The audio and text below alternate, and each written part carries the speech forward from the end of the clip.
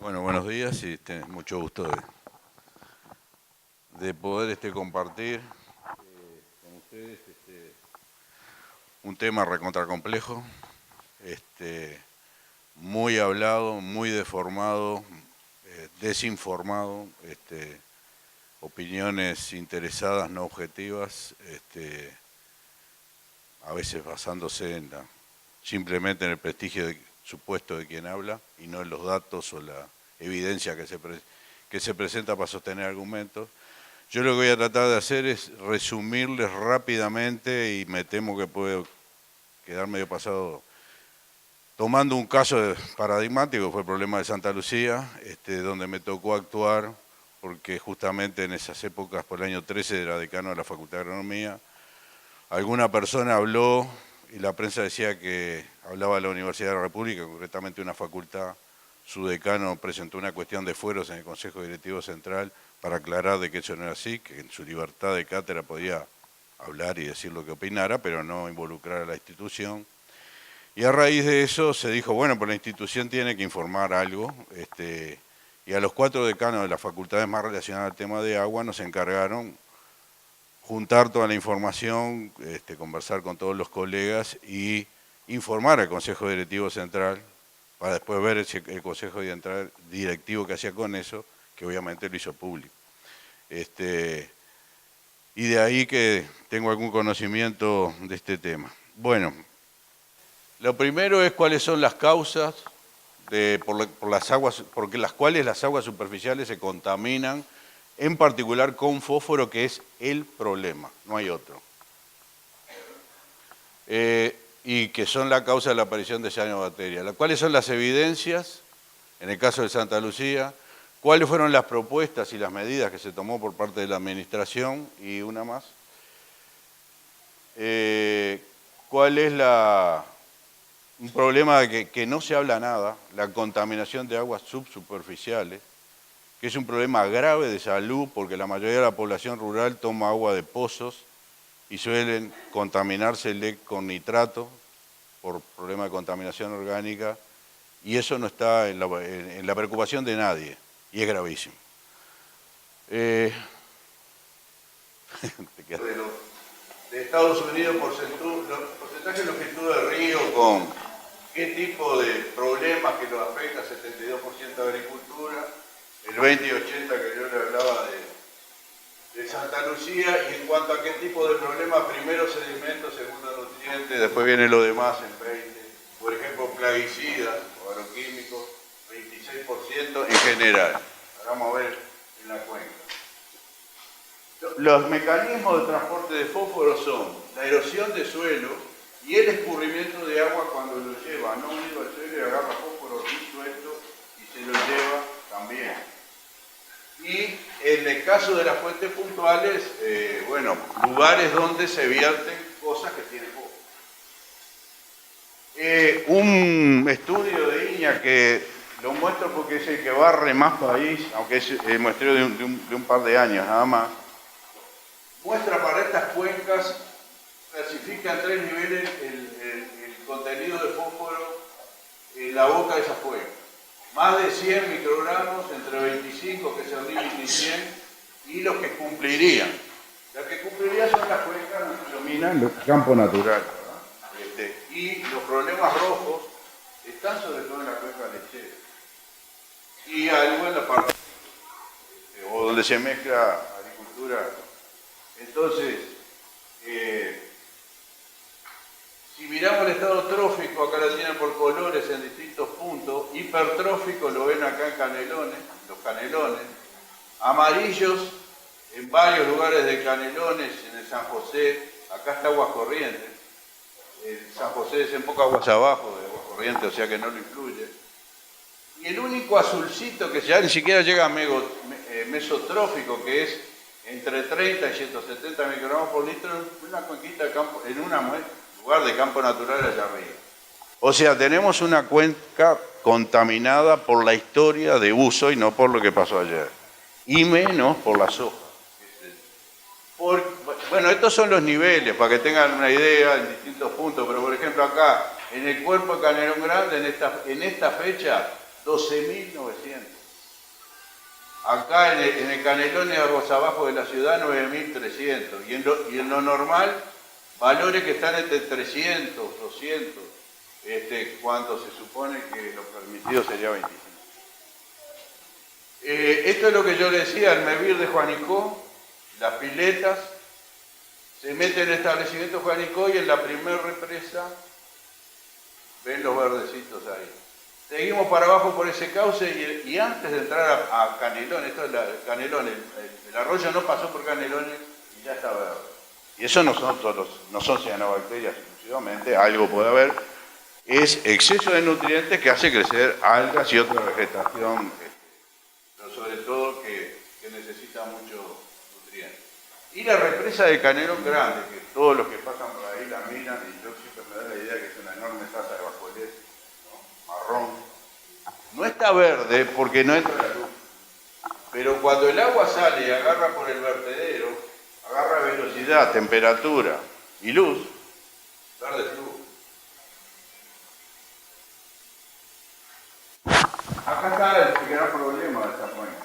La cantidad de tambos, que son los redondeles, y ahí está el tamaño del rodeo, la cantidad de vacas, y filtros, que son todavía más problemas.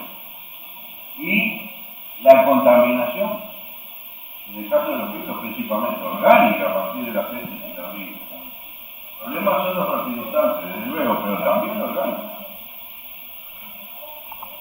Y esto, para tener una idea de la agricultura, esta es la cuenca de Santa Lucía Chico, acá está Florida, estos Pasos Severinos. Es una cuenca de 257.000 hectáreas. Y en esa cuenca, en este verano, que no me acuerdo bien de qué año es, solo había 2,6% del área ocupada por cultivo, la mayoría de los cuales son en la zona lechera, cultivos forrajeros de maíz, sorgo y no de soja. Y hoy, según los planes de uso y manejo de suelo, en toda la cuenca Santa Lucía, que tiene 1.350.000 hectáreas, hay solo 100.000 de cultivos. Entonces, el gran problema en esta cuenca no es la agricultura. Es decir, no quiere decir que donde hay agricultura no pueda generar problemas, pero no es el problema de la cuenca Santa Lucía. Entonces, andá sacando el ojo de la mira que Zapería y no carpincho, decía Belsoriano. Las dimensiones temporales de la erosión-sedimentación. El alto contenido de fósforo en el Canelón Grande es herencia histórica de la acumulación de erosión desde que se cerró eso en el año 50. Y no la usa OCE porque el costo de procesar esa agua, la cantidad de sedimento que tiene, es brutal. Entonces trata de evitar largar agua a la represa para que llegue a aguas corrientes. En la parte sur, bueno, lo que les dije hoy, es la parte más erosionada del país, y los sedimentos, a su vez, tienen un enriquecimiento en cantidad de fósforo en relación al suelo original del orden de entre 2 y 5 veces. Porque lo que se va es lo de arriba, que es donde más se concentran los nutrientes en naturaleza, pero además las partículas más finas, que son las más fáciles de transportar, que tienen más capacidad de adherir cosas por distintos mecanismos. Esta es la foto de la erosión histórica, pero bueno, vamos a pasarla rápido. Esto era fíjense en lo que era en los años 70 Canelón. Desertificación, que de hecho no queda nada acá, y el suelo se ha movido a los valles donde se movieron los cultivos. Esto es el Uruguay y una zona riquísima, con un potencial enorme, fue devastada por un uso que no corresponde. Y acá tenemos, no sé si lo ven bien, esto es aguas corrientes, acá viene el río, acá está la represa, y acá está el problema sacamos los sedimentos del agua y los tiramos de vuelta arriba o hasta abajo, y acá hay unos 500 metros que está azocado de sedimento el río, pero son 100 años haciendo esto, desde que está la planta ahí. Y esta es la única planta, y esta planta abastece el 70% de la población del país con agua potable. Y nos da agua potable a pesar de todos estos problemas. Un proyecto para ver este tema de INIA, gente de la Facultad de Ciencias, con un compañero de la Facultad de Agronomía, estas cuencas en la vuelta de Paso Severino, que es la principal fuente con la que se trabaja OCE, son cuencas pequeñas, relativamente pequeñas. Acá hay una que dice control. Esta es la producción de leche en cada una de esas cuencas. Esta es la control, que no hay producción de leche por campo natural. Y acá hay una que es agrícola. Este es el nivel de sólidos totales, que serían los sedimentos que lleva el agua. Como ven, en las zonas, en las cuencas lecheras hay más erosión, creo que en el campo natural, pero comparada con la agrícola, ahí anda. Y estos son los niveles de fósforo. Este es el 25, un poco pasadizo, la de campo natural, y las lecheras vuelan arriba, en los valores que vimos. Y esta es la agrícola, que se puso como referencia. Estos son los niveles de fósforo en los suelos. El viejo modelo neozelandés, luego agreguemos fósforo para que anden las leguminosas y por lo tanto las leguminosas fijen nitrógeno para que anden las gramíneas y produjamos pasto de calidad, pero también medio pasadito de vuelta en el sentido de que donde, ¿se acuerdan? Donde pasa el hiperfosfato nace el trébol, pero además hay otro problema gravísimo de los sistemas de producción animal intensivo como la lechería y desde luego los feedlot y otros. Entra ración. Y la ración en los sistemas de lechería quizás están metiendo más nutrientes adentro del predio que los fertilizantes. Y de lo que entra en nutrientes, lo que se va a producir animales son el 30%, el resto queda. Y entonces o se lo sacan de arriba, lo reutilizan y si no va a la cañada. Y entonces todo el problema de tratamiento de fluentes es necesario. Y acá está puesto como un nivel crítico 25, porque estos fósforos en el suelo a 15 a 20 centímetros. Y para que tengan una idea de a partir de qué niveles en el suelo, la información de investigación nacional nos indica, larga y pesada, de que no es de esperar respuesta. O sea, que quien esté aplicando a una alfalfa, cuando tiene estos niveles en el suelo, fósforo está tirando un insumo y está contaminando el ambiente. Perdón, pero me sienten, ¿no? Si no, capaz que acoplo. Y bueno, y como hoy hablaba Monte, fíjense que las hojas se arregla con poquito. Las leguminosas forrajeras son las más exigentes. De aquella cuestión, lo que salió como recomendaciones son estos. En primer lugar, controlar la erosión de los suelos, extendiendo a todas las actividades agrícolas y pecuarias en la cuenca la normativa que el Ministerio estaba aplicando solo a la agricultura cerealera. Esa es una de las medidas que se tomaron. Segunda cosa, controlar la fertilización fosfatada, permitiéndola solo cuando el análisis de suelo arroje valores de fósforo por debajo de los niveles críticos determinados por la investigación nacional. Esa es una medida que se tomó solo para los predios lecheros y está en implantación y lo tiene que hacer un agrónomo. Establecer áreas de exclusión aledañas a los cursos y embalses de agua superficiales, incluyendo recuperación de la vegetación ribereña, así como la exclusión de la llegada directa de animales a brevar en dichas aguas. ¿Por qué? Porque los animales entran al agua y aflojan los esfínteres. Por un lado, pero por otro porque esa zona, buffer que se habla, es un filtro a la llegada de sedimentos y produce la absorción de nutrientes y mitiga la llegada a las aguas. Sobre agroquímicos, agrotóxicos. Esto es curioso, cuando se habla de las medicinas no se dice humanotóxicos. Es decir, la misma empresa, por ejemplo, Bayer produce algo que se aplica en la agricultura, es un agrotóxico.